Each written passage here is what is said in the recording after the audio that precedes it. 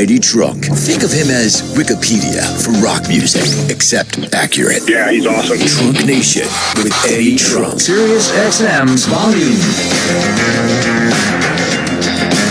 So ever since I talked about the last couple days, some parts of the world trying to do live, was the guest, reviewer, and he reviewed the song "Tears" by John Waite.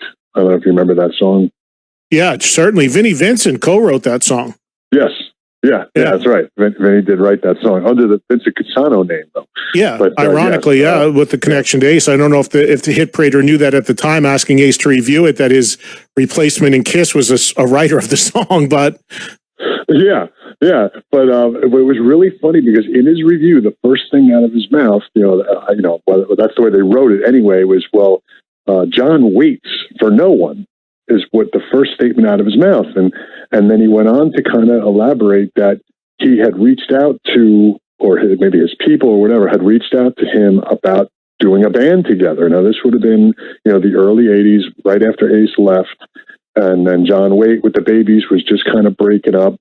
And he said, John waits for no one. And he goes, wanted to get together with him and maybe start a band, but he couldn't wait until my Kiss contract was up.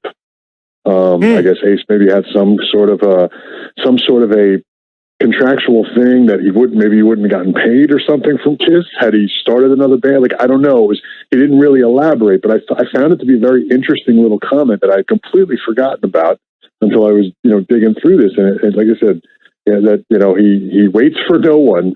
So I was just curious, being that you were so connected to Ace, then and now, obviously, but definitely then, like, do you recall anything about him and John Waite, like possibly looking at working together, anything like that? No, I mean, what year would you say that showed up in that magazine? What year was that? Was it early 80s, mid 80s? When was it? I would say that it was. I wish I wrote down the date. I'll tweet it to you later. But because the reason why I'm asking is because that's important to consider, because, like, okay, so if it was early 80s, talking about waiting for his Kiss contract to be done or whatever, I mean, even though Ace was contractually out of the band for Creatures of the Night, or not contractually, he was out of the band for Creatures, but contractually he had to appear on the album cover, in the video, and even do the press for the record. So that was but after that, I don't think that there was a no-compete that would have went past that time frame, which would have been like 81 or 2. The other interesting thing, though, about it, John, is if you think about a band with John Waite and a noted guitar player, of course, John Waite ended up doing that with Bad English. Yeah, with Neil Schon. Yeah. Yep. No, it does make sense. Now that you think about the time frame, I was like, well, that would have been really cool, but yeah, I think the magazine was around 83. Or something like, right around that ballpark. And I had always read, and again, you'd know better than me, that Ace's Kiss contract, I guess they had recently signed an agreement that he was getting paid until 85 or so. That's why he waited so long to not really make anything, because Gene and Paul would have gotten a piece of his solo work had he made anything from 82 to 85. He would have had to share some of that money with them as well. So that's what I had always read.